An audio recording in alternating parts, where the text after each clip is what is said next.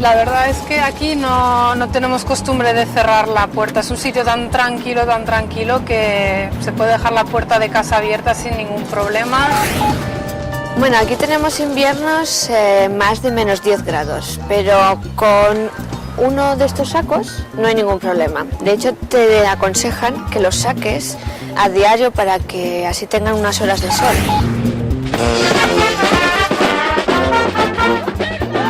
Bueno, pues son unas procesiones, principalmente son procesiones civiles. Esto, el Día Nacional celebra el Día de la Constitución noruega, entonces no son paradas militares ni paradas con tanques, sino son paradas civiles.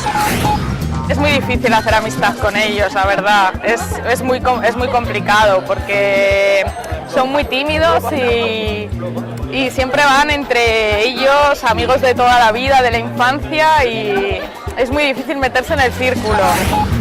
Pensamos en Escandinavia por el diseño, porque somos arquitectos, entonces nos viene bien para el diseño, y Noruega más Noruega por la naturaleza, por la conexión, porque es un país enorme y tiene 4 millones de habitantes. Todo lo que veis, paredes, mobiliario, mesas, en la barra, todo está construido con hielo natural, que sacamos de los lagos en pleno invierno cuando hace 20-25 bajo cero y se construye el bar. Esta semana, Aragoneses por el Mundo navega por las aguas de Noruega, el país de los fiordos, y aunque estos sean sin duda uno de sus atractivos más espectaculares, en esta tierra de naturaleza salvaje todavía quedan muchos más lugares por explorar, desde el mítico Cabo Norte hasta la ruta de los vikingos. Por eso, si quieren conocer todo esto y mucho más de mano de los aragoneses que aquí residen, solo tienen que acompañarnos.